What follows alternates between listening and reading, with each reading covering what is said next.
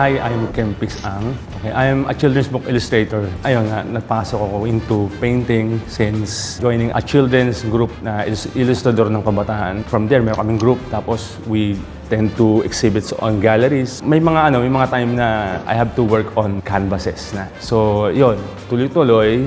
Then I developed something from beginning as a children's book illustrator. I developed something of a character from there. Siguro from the children's book side, sa mga favorite ko rin yung the second book I did yung Pintong Maraming Silid. Kasi medyo naging parang experimental ako on that. Doon ako gumawa ng character ko talaga. Tapos doon ako nag-start ng kulay ko. From that colors, nilipat ko siya from canvases. So from those character and those color, nag-emerge na yan into something kung ano yung character ko ngayon, tsaka yung kulay ko ngayon. From that illustrations, no? Kaya maganda kasi marami akong ginawa rin from page to page na masasabi kong nagustuhan ko from that book. From those images, I did some painting from that, malalaking works. Then, na-develop to into something of a new character and a new color from what I'm doing now.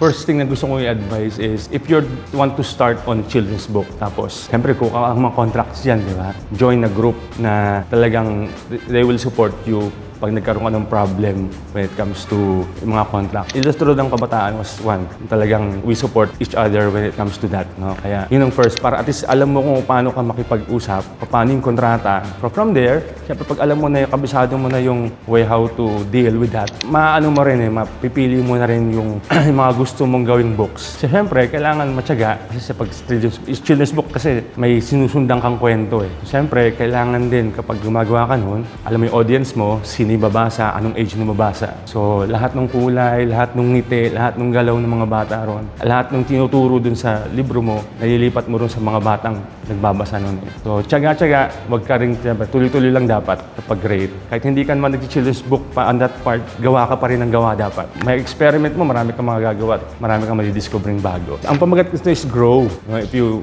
notice yung, pero papaligtad, no? Kasi sa mga gusto ko i-approach, when I'm doing painting, di lang, ayoko lang talagang, hindi naman ayoko, parang gusto ko rin yung mga bata nag-enjoy rin sa work. More interactive on that part. Kasi gusto kong mabasa nila yung mga text doon sa work ko, no? So, I did this kasi papansin niyo, masaya yung bata, maganda yung kulay. Tapos, more on, ang idea ko ito is, parang ako yan, no? Yung bata, explore lang lagi. When you're exploring something, you're growing too, di ba? Ganyan. So, kasama to sa mga ating influence ko doing children's book. Kaya ganito yung kulay niya. Kasi ito rin yung mga bata, symbolize ng mga batang masasaya. May mga cats, may mga rito. Imaginary friend, no? Ang tawag ko rito sa isa. Nagsama-sama ko siya on that for something na medyo exploration. Same time, kung batang titingin, matutuwa sila sa itsura at kulay ng artwork na ginawa ko.